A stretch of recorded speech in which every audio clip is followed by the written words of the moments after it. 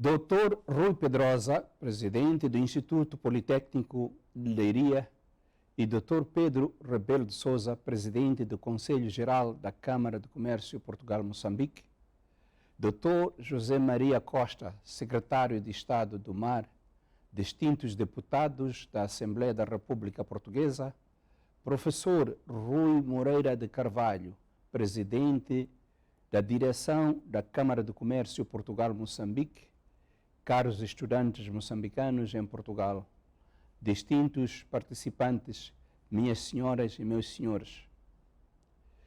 É com o mesmo prazer de sempre que participo em mais um evento promovido pela Câmara de Comércio Portugal-Moçambique.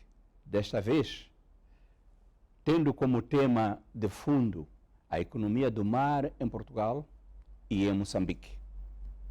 Agradeço o vosso amável convite para participar neste importante encontro e saúdo a Câmara pela sua realização. A escolha do tema foi feliz, porque economia do mar é um assunto atual de crescente importância.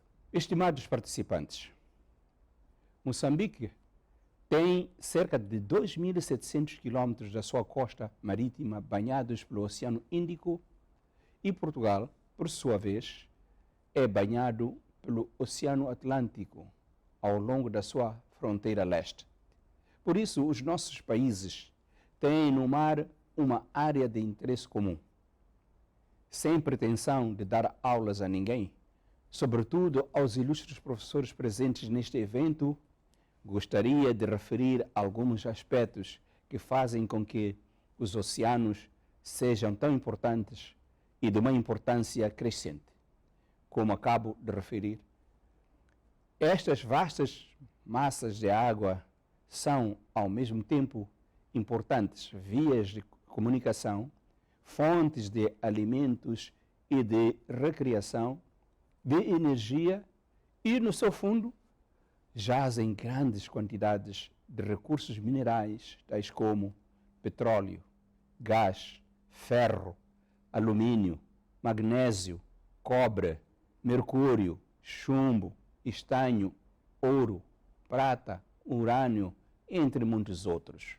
Os mares são também um importante moderador do clima. Todos estes recursos e suas características intrínsecas mostram o elevado potencial que os mares têm de contribuir para o desenvolvimento econômico, social e cultural dos nossos países. Podemos olhar para este potencial e atributos como o seu lado positivo, mas não podemos esquecer que os mares também comportam consigo riscos e ameaças, além de serem fonte de destruições e desgraças. Como mera ilustração do que digo, posso dar o exemplo do Oceano Índico, no qual se formam mais de 100 ciclones por época, a maioria dos quais se dissipa no mar, mas alguns ainda atingem a costa do continente africano e países insulares vizinhos, por vezes com elevado poder destrutivo, como é o caso dos ciclones Idai, Kenneth, Ana e Gombe. Estes eventos naturais extremos tendem a ser mais frequentes e mais severos, conforme climatologistas nos vinham dizendo e a experiência vivida o comprova. Este poder de destruição dos ciclones está a inutilizar esforços que os nossos países vêm realizando na construção de infraestruturas de suporte do desenvolvimento econômico e social dos nossos países, tais como estradas, pontes, linhas férreas, linhas de transmissão de energia, habitações, entre outras, que em poucas horas são reduzidas a escombros. Os ciclones, que até alternam com secas prolongadas, produzem vítimas humanas e animais, reduzem os níveis de vida e bem-estar dos cidadãos, arrastando muitos deles à condição de pobreza e mendicidade. Como consequência, podem gerar-se migrações forçadas e conflitos. Numa outra dimensão, devo referir que é também através dos mares que se realizam muitas transações ilícitas de vulto, tais como o tráfico ilícito de drogas e armas que alimentam conflitos, o crime organizado, além de outros malefícios que afetam os nossos cidadãos, em particular dos jovens. Por outro lado, os mares são vítimas da ação humana, que se traduz por graus elevados de poluição, sobretudo por plásticos e produtos químicos, incluindo resíduos de petróleo e metais pesados, usados na agricultura e atividade industrial diversa. Em África, a atividade mineira artesanal, também chamada garimpo, é uma das fontes de poluição química devido ao uso frequente de mercúrio. Contudo, pela sua dimensão e gravidade, a poluição dos mares e oceanos por plásticos merece uma atenção especial pelos seguintes factos. Ela representa cerca de 80% de toda a poluição marinha. Estima-se entre 8 a 10 milhões de toneladas métricas de plásticos, correspondentes a 5,25 trilhões de peças que entram nos mares e oceanos em cada ano. 269 mil toneladas flutuam, havendo cerca de 4 bilhões de microfibras por quilômetro quadrado que estão em suspensão abaixo da superfície. Estes plásticos, cuja degradação completa poderá durar até 300 anos, é responsável pela morte de várias espécies de pássaros marinhos, peixes e mamíferos, além da sua incorporação na cadeia alimentar dos humanos. As microfibras de que acima fiz referência absorvem uma gama de produtos químicos em flutuação no meio marinho, incluindo pesticidas e metais tóxicos como o mercúrio. Estas partículas são ingeridas pelos peixes e mariscos, que por sua vez são ingeridas pelos seres humanos, com risco para a sua saúde.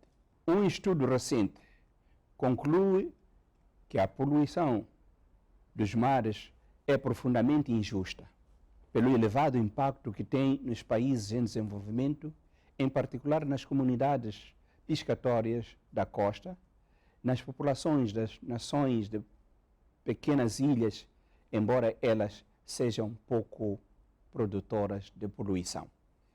Estas populações dependem do mar como fonte do seu alimento. Por isso, a sua sobrevivência depende da saúde dos mares.